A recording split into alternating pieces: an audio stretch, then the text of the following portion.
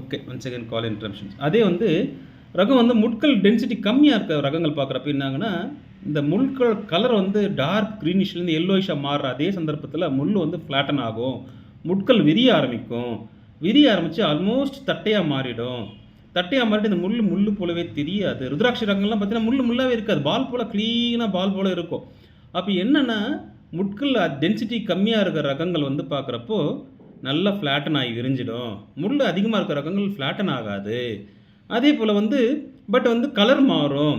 முட்களோட colour வந்து கிரீன்லேருந்து yellow, எல்லோலேருந்து ப்ரவுனு, ப்ரவுன் டூ பிளாக்கு அப்படி மாறும் அப்படின்றது ஒரு பாயிண்ட். இன்னொன்னு வந்து பால்.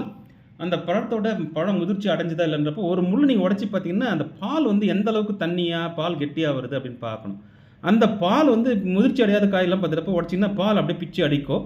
இதே முதிர்ச்சி அடைய என்ன ஆகும் அப்படின்னா, அந்த பால் வந்து தண்ணி நம்ம கன்சியூம் பண்ற பசும்பால் வந்து கெட்டுப்போனா எப்படி ஆகும்? பால் அந்த திரியா வரும் பார்த்தீங்களா? தண்ணி தனியா வரும். அந்த ஏடு மாரி தனியா பிரிஞ்சு வரும். அதுபோல அந்த பால் தனியா பிரிஞ்சு வரும். தண்ணி மட்டும் ட்ராப்பா வரும். அந்த பாலுக்கு வந்து கையில பட்டுனா ஒட்டக்கூடாது அப்படின்ற ஒரு அறிகுறி.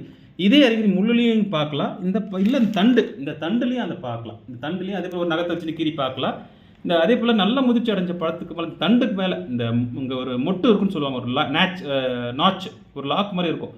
அந்த நாட்சுக்கு மேல ஒரு இலை இருக்கும். அந்த இலை பழுக்க ஆரம்பிக்கும்.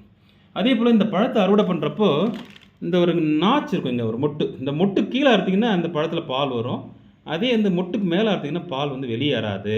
அப்படின்றப்போ அந்த பாலை வந்து வெளியேற்றாமல் உள்ளதுனால என்ன விளைவுகள், இல்லை வெளியேற்றினா என்ன விளைவுகள் அப்படின்றது சயின்டிஃபிக் கம்யூனிட்டியால் ஸ்டடி பண்ணப்படணும். ஸோ வந்து அது பாலை வெளியேற்றலைன்னா அந்த பழம் வந்து இன்னொரு 1 நாள் 2 நாள் அதிகபட்சம் தாங்குதா, இல்லை பாலை வெளியெடுத்துட்டா சீக்கிரம் படுத்துருதா, இல்லை வந்து ஷெல்ஃப் லைஃப் குறையுதா அப்படின்றது ஸ்டடி பண்ணி ஆவணப்படுத்தப்படணும் அப்படின்ற ஒரு டேட்டா.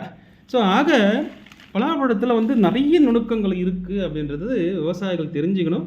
அதுக்கேற்ற மாதிரி பெஸ்ட் ப்ராக்டிஸை வந்து நீங்கள் ஃபாலோ பண்ணணும். நல்ல ரகங்கள்லாம் வந்து தேர்ந்தெடுக்கணும்.